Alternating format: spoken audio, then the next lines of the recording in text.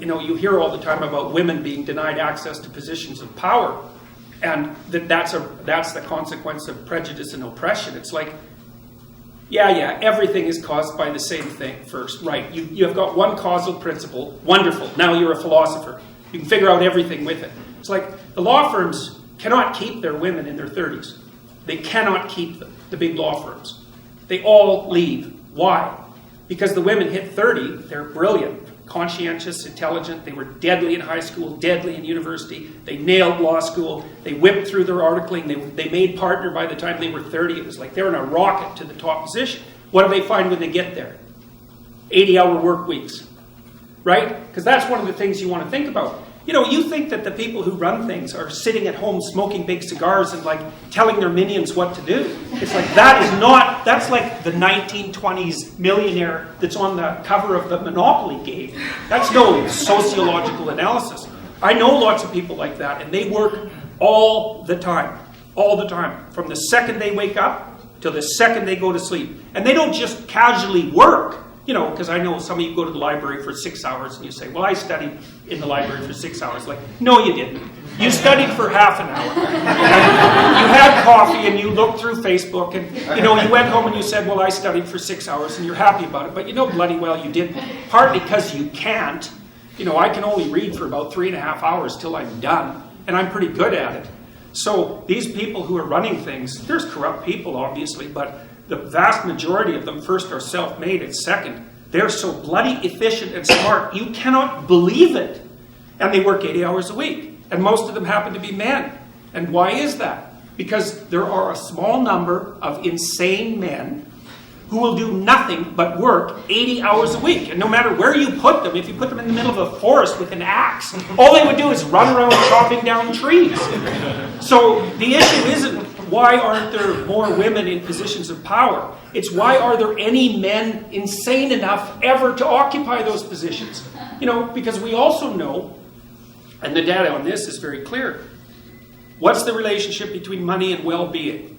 Once you have enough money to keep the bill collectors from your door, so once you have enough money to stave off misery, which is sort of lower middle class, something like that in our society, maybe a little lower than that, extra money does not help you. It does not improve your life. So why bother with it? Well, that's what the women in the law firms think. It's like most of them, by the time they're in their 30s, are married. Almost all of them are married to men who make as much money or more than they do, because that's what women go for, cross-culturally. 4 to 5 years older, equal or higher in the socioeconomic status.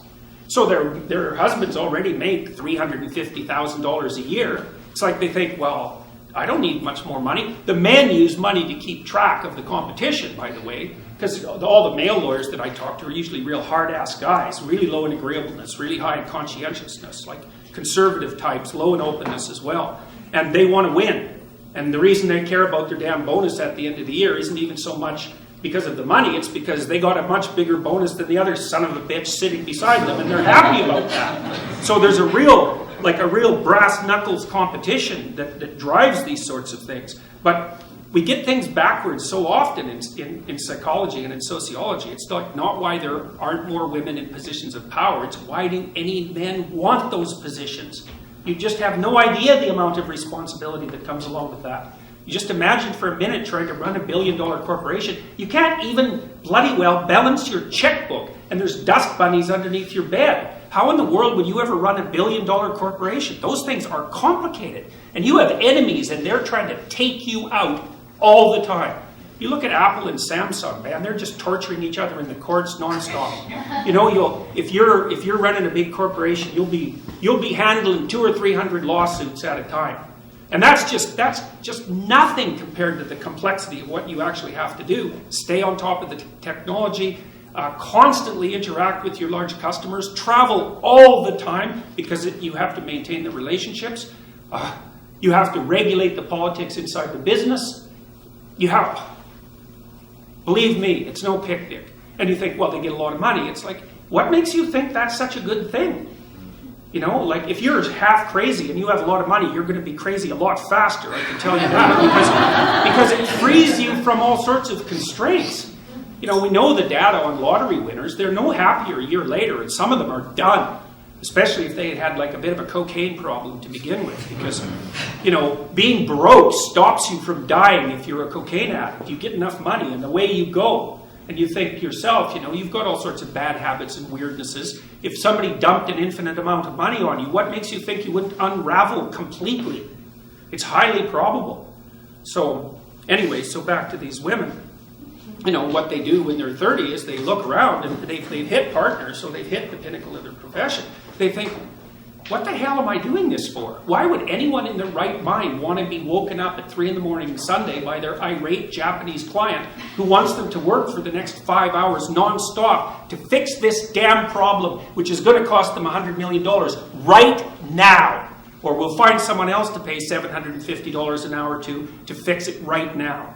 And you think, well, that's, you know, a masculine form of value, because that's one of the criticisms. If the law firms just adopted a more feminine structure of value, it's like, what kind of bullshit is that? The reason that you get up at 3 in the morning on Sunday to talk to your Japanese client who's freaking out about their contract is because if you don't jump the hell up and do it right now, there's some starving associate who's unbelievably ambitious in New York who will pick up the pieces in 0.2 of a second, and they're smart and aggressive and they'll take you out.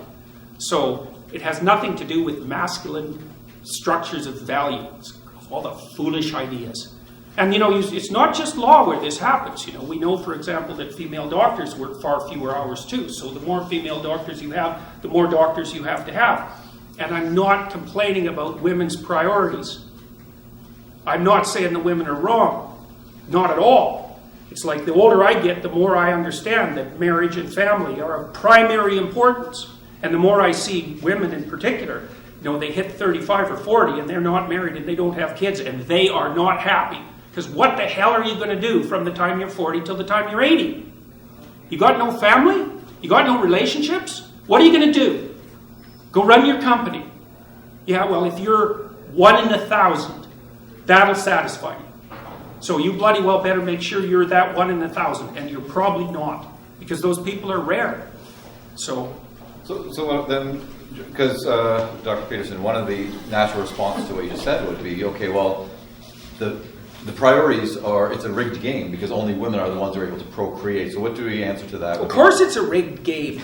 Obviously it's a rigged game. Women have complicated lives, and the pill has made them more complicated. Well, that's not, I wouldn't say that exactly, because, you know, 100 years, in 1895, the average person in the Western world lived on $1 a day in today's money.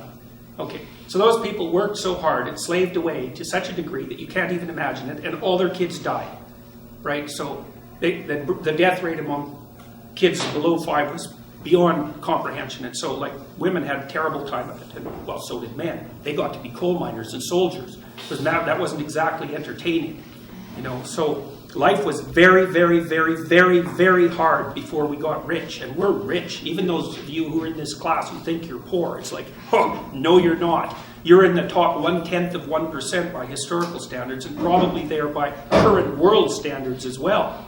Of course, you can just compare yourself to the few people who are richer than you and feel sorry for yourself. But that's pretty pathetic in my estimation. So it's certainly historically uninformed. So yeah, women have it rough, obviously. Now, there's other things to consider. You do live 8 years longer. So that's not trivial. Testosterone kills men. That's basically why men die earlier. You know, and men are much more likely to be killed in dangerous jobs. They do almost all the dangerous jobs. They do almost all the outside work. And there's lots of reasons that men get paid more than women that have nothing to do with prejudice. It's because they take awful, horrible jobs, like working in the oil rigs in northern Alberta when it's bloody 40 below, and come out of that after 5 years with 2 or 3 fingers missing and all warped up. Because you really want to wrestle pipe when it's 40 below and it's filthy with a bunch of ornery men who are hungover beyond belief? It's like, that's not very entertaining. So yeah, I mean, each gender, each sex has its own unfairness to deal with, but to think of that as a consequence of the social structure, it's like, come on, really? What about nature itself? And this is something that seems to be completely invisible on the left side of the political spectrum.